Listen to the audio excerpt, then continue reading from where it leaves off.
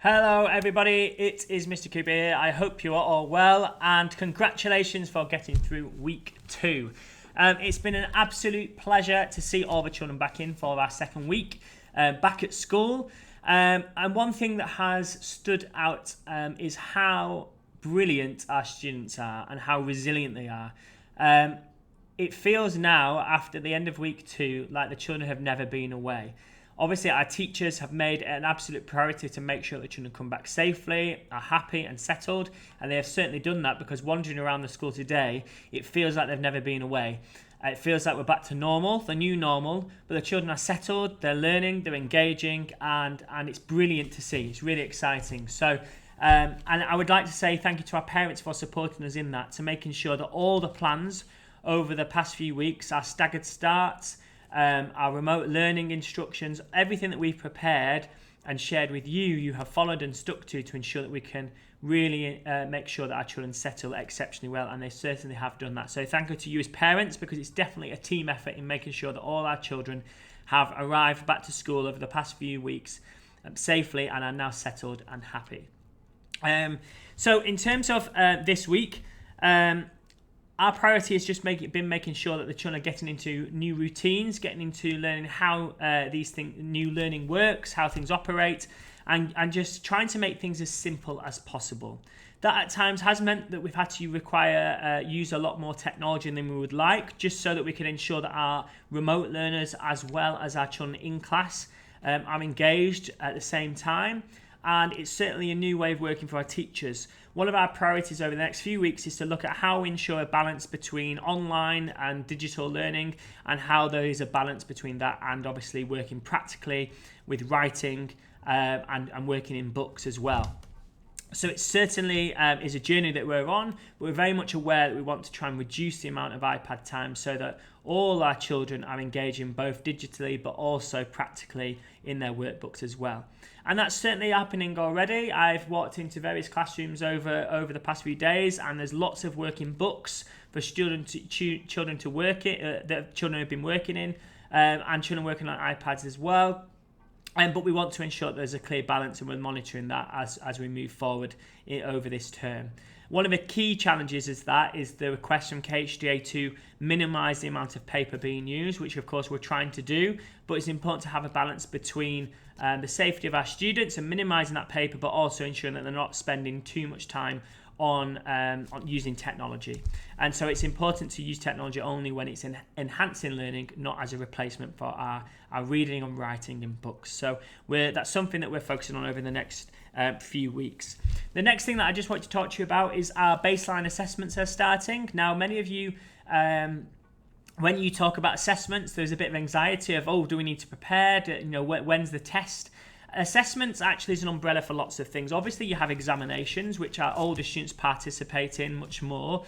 But assessment actually, on a day-to-day basis, and specifically baseline assessments, is more about observing, watching children, talking to children, and quizzing them on what they know and don't know. And of course, we want to know what they know and can already do, and we want to know what they can't do. It's exceptionally important we get that information, so that as the children move through into this term, our teachers can plan challenging work for every single student. And so it's really important these baselines are as accurate as possible and tell us what the children can and can't do, so we can really personalise the learning. And so children will participate in quizzes and small assessments, both on iPads and practically. But actually, a lot of the assessments are happening already in terms of children conducting writing in their books, talking to teachers, being questioned about things, so that teacher really gains an understanding of each individual's child's strengths and next steps. And so we're really looking forward to building that kind of picture of the starting points of our children, both in FS and primary, to ensure we can really engage them across this academic year and track their progress, which we'll of course share with you at home as well. One of the key developments that's come out from the UK last week is the new FS Development Matters curriculum, which is basically the foundation stage curriculum. Now, it is to be implemented and delivered as of next academic year, but it's been released now as a non-compulsory curriculum. One of the most reassuring things when that came through was the content of that. And there aren't huge changes, but there are subtle tweaks and focuses that actually was very reassuring as a school, because a lot of those tweaks and changes we have been doing here at the Academy for a very long time, a number of years now.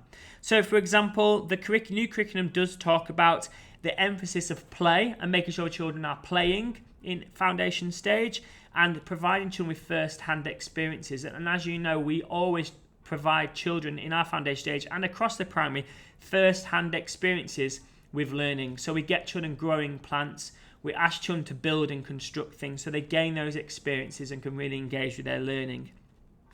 There is a larger focus on communication and language, which will benefit a lot of our foundation stage children, particularly those whose English isn't a first language.